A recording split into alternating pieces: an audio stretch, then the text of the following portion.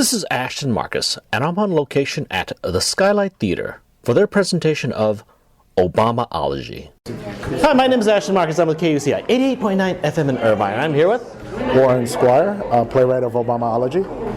Great. So tell me, why did you decide to write this piece? Well, I was asked to write a short piece about Obama and the election for a festival of art in Brooklyn, which I did a few years ago. It got a positive response, and someone said I should expand it. So I did. I got into Juilliard, and that was the first play I brought in. And that's pretty much how it happened. It's pretty much direct line. Is this semi-autobiographical? Were you a campaign volunteer? Yes, I was. But a lot of the stuff is anecdotes people experience. Like maybe 30% of it is stuff I experienced, like the police stops, and then other things people told me about, and just the general feel of the campaign working in East Cleveland as a staffer. And it's not necessarily about Obama, it's more about working on the campaign and what people believe in America and what it could be. Well, again, I'm giving this positive review, so I felt it was really well done and all that. But again, as a journalist, again, I have to be objective and all that. I thought it was a little bit biased, because obviously it's pro-Obama. Yeah, Obama campaign work. Yeah, it's obviously. And again, it's just, maybe it's just the nature of politics. Maybe you can comment a little about that. It's like automatically someone would actually be pro-Obama if they're Democrat. Automatically they'd be pro-McCain if they're Republican. So it's like you're rooting for a football team. Like if you're from Dallas, you automatically root for the Dallas Cowboys. If you're from San Francisco, you automatically root for the 49ers, right? It's almost like you know what I mean? I wish people would actually think a little bit more about things. I do think people think there's a 30% that are strongly Democrat, and then maybe 10 or 15% that are fluid, and there's a 30% that are strongly Republican, and then 10 or 20% that are fluid, and then the rest are independent. And it's about capturing that fluid Democrat section, the fluid Republican section, and then the independents. And generally that's how human nature works. You have 30% of people that believe one side of things no matter what, 30% who believe the other side of things no matter what, and then it's about that other 30%. You forget during the American Revolution, the Revolutionary Army only had the support of about 20 or 30% of people living in the colonies. The other 20 or 30% were staunchly British, and there were people in the middle who could be swayed either way. And it's about always capturing that middle. But I definitely understand what you're saying. And I'm not necessarily gung-ho about anything. Working for the Obama campaign came as actually an accident. Someone offered me a job, so I flew to Cleveland. I flew to Columbus, Ohio to work with my friend, and then I got shipped to Cleveland. But it was just like, oh, I'll get an experience, I'll work. I was kind of mild towards Obama. I don't really fall in the sway of being like, ooh, this person's going to change my life. It was just like, yeah, he's cool, he can do a few things. But I believe it's very negative to believe that someone's either the devil or a savior. Most of the time, people are in the middle. Unfortunately, with politics, it's like selling soap or potato chips. You have to pretend like it's the answer to everyone's problems, and it almost never is. And I do remember being on the Obama campaign and thinking, a lot of people in this room are going to be very disappointed and annoyed because they think this guy is going to change the universe in their lives. And that actually has to happen on a personal level with the volunteers or with the people on the street. That's the only way real change gets affected. Obama can do a few things, just like McCain could have done a few things, and whoever wins this election could do a few things. But the real change in local democracy is on the grassroots level. Well, about the play, I really did like the play. I felt that it was a play about self-discovery. The leading character. Could I have your comments on that? Was he just being sheltered? He just did not understand his race, or was he almost like he was of a race of his own, of a wealth class or of an intellect class? That's what defined him, not his race. What do you think about that? I think he understood a certain aspect of his race and identity, but not all of it, like most of us do. And so if you're raised in an urban area, you may not relate as much to rural people. If you're raised in a rural area, you may not relate as much to urban people. And then if you're raised, immigrant, you relate. So it's all different aspects. And I think part of growing up is realizing that getting over my own hubris and getting over a hubris we have when we're teenagers or just out of college, that we have the answer and this is the way to do things. And that's sort of his journey and arc through hubris, is sort of getting over the things he's been taught and learning how to improvise from that and create his own identity and create who he wants to be. If basically some of my viewers decide to come to the show, what should they expect to see? They should expect to see the hopefully journey and how democracy works on a grassroots level, and the stories of the people in East Cleveland as well as around the country at that time in 2008 and how it relates to now in this election year. Yeah. Once again, I do recommend this piece. I thought it was very well written. I thought your character development was fantastic. Yeah, I'll leave it at that. As for the political side of that, I'll just leave that up to the people who will see it, what they think about that. Well, yeah, you know, nothing negative was ever said about anyone else, not because I was sugarcoating it. That was the actual feel of the campaign. I don't know what happened in 2012 because, in fact, I had another job that placed me in New York City for like an Obama super donor, and I don't know what's going on in 2016, but I believe if you can keep that attitude, then we can actually be a countrymen having a rational, cool discussion rather than what we are sometimes seeing now, which is people unhinged and calling people the devil or evil and believing that people need to be shot or hanged. And I've never felt that way. I've never felt that way about John McCain. Never felt that way about Mitt Romney. I very strongly disagree with Mitt Romney, but never felt like, oh, this guy should be in prison or this guy's evil. He has a family. He is doing what he thinks is best. And if we can realize that every single person, whether it's Republican, Democrat, independent, black, white, police officer, campaign worker, they don't wake up in the morning and think, how can I be evil? Most people wake up in the morning and think like, this is what I have to do, and this is what I think the world should be, and this is how I'm going to contribute to it. And it's very difficult to say that as African American when you're talking about all the incidences with cops going on. But most cops are good, and most cops don't think like, I'm going to go out and kill someone. They're just trying to do their job and trying to do what's best in the world.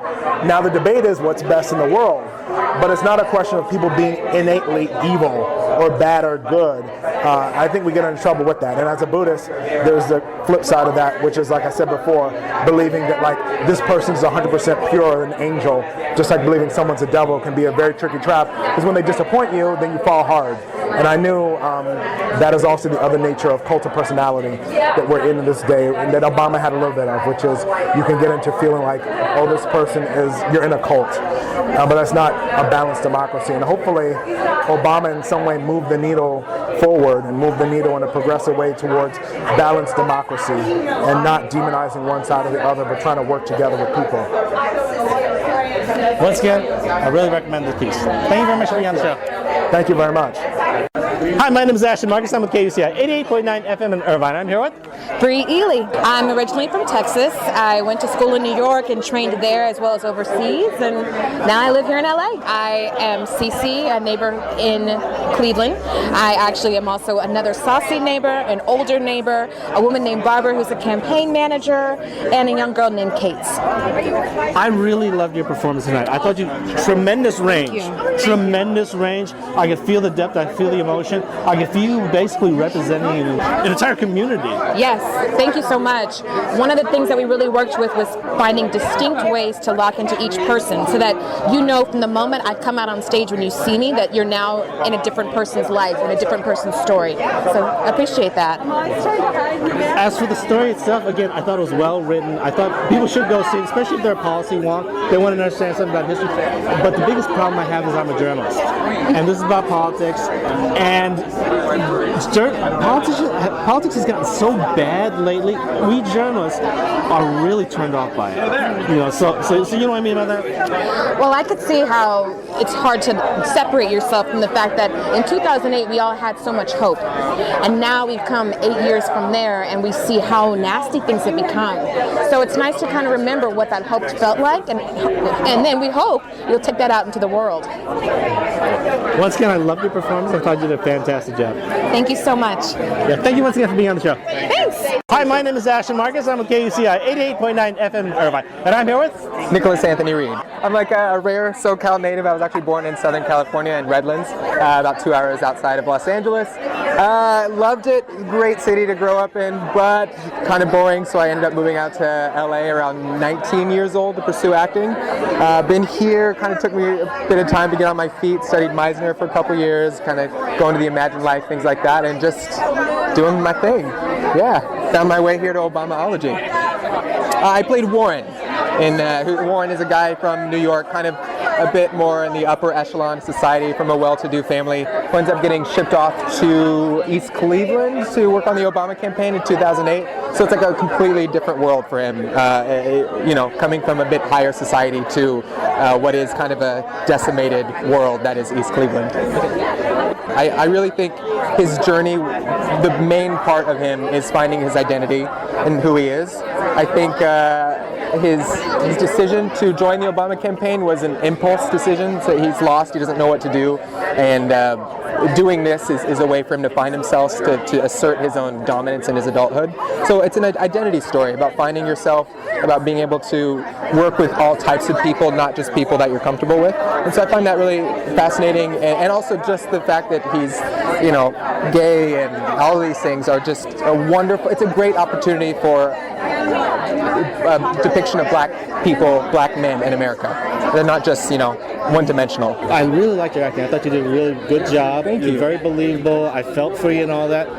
I have a little problem with the piece, though, because I'm a journalist. And this is a political play. I mean, I think it's political, yes, but it's also a human story. And I guess in a simple term, it's always a human story. It happens to be more really, if you boil it down, about friendship between two people from two very different walks of life and how they come together, how they build a friendship, how that friendship falls apart, and then how you kind of rebuild that and maintain that. And I think that's really the heart of the story, not so much just the politics. That plays definitely a big role in the play, but I think the friendship is the number one kind of part of the story. Once again, I really liked your performance. Thank you very much for being on the show. Thank you so much. I appreciate it. Have a great night. Hi, my name is Ashton Marcus. I'm at KUCI 88.9 FM in Irvine. I'm here with... I'm Kurt Mason Peters. I'm from Bridgeport, Connecticut. I grew up on the East Coast, went to school out there. I moved to Los Angeles about 6 years ago, and I've been here ever since. I play, my main track is Sam, but then I have a few other characters. I play all the different police officers. I play a neighbor.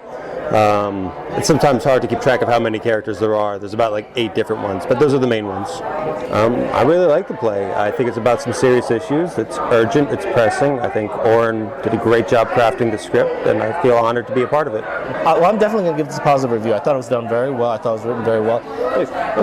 But the thing about it is I'm a journalist, and I'm supposed to be objective about this, and whenever it comes to politics, it's like a lot of real bad stuff comes to me, because obviously if you become a journalist, you care about it, and you become disenchanted very quickly from what people say.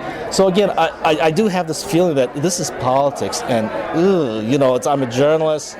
You know what I mean? Yeah, I do actually. I thought a lot about it during our own rehearsal process. I mean, I'm on social media like most other people, and it's the election year, it's the election cycle, and right now the political discourse is not very positive. It's not like our play Obamaology 2008 where it was a message of hope. It's quite different. And so when I look at the conversation, if you can call it that, on social media, I get very turned off by the whole thing. I find it negative, and I don't find it very productive, which is why I think it's kind of important. No, I don't want to sound aggrandizing, but I think it's meaningful what we're doing here, because when you come to the theater, yes, it's a story about a political campaign, but the ideas that we're trying to discuss are larger. It's a bigger dialogue that we're trying to engage our audience with. They're ideas of hope and idealism versus practicality, hubris and things like that, which are more universal. That's not partisan, that's not party, that's just human. And our goal is, if you come and experience it with us, sit in a room with us, hear our story, hear the dialogue we're trying to engage you in, and then maybe go have a coffee or a cocktail afterwards and talk with the people you came with about those ideas. So hopefully that we can spark a better dialogue than maybe the one that you'll see in the media, maybe the ones you'll see on the MSNBC, the Fox News, or your Facebook feed. Okay, well, thank you very much. Again, I do recommend the piece. I thought it was very good. I thought your acting was very good. Well, thank you very much, Ashton. Thank you very much for being on the show. Hi, my name is Ashton Marcus. I'm with KUCI 88.9 FM in Irvine. I'm here with...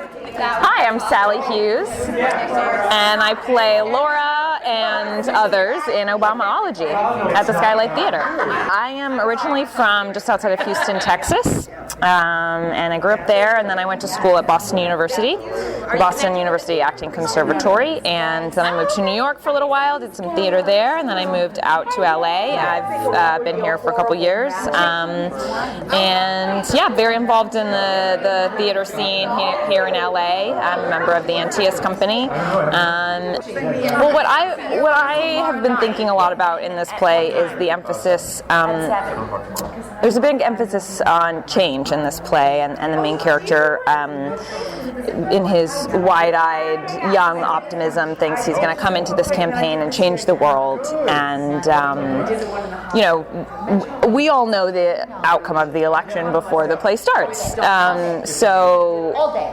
What I like to focus on is sort of rather than the macro change that he believes that he's going to make on the world, more about the micro level of change that he affects on the people whose lives he comes into contact with, and their effect on him as well. And these little changes that people make in each other's lives that may seem small, but in the end really do affect.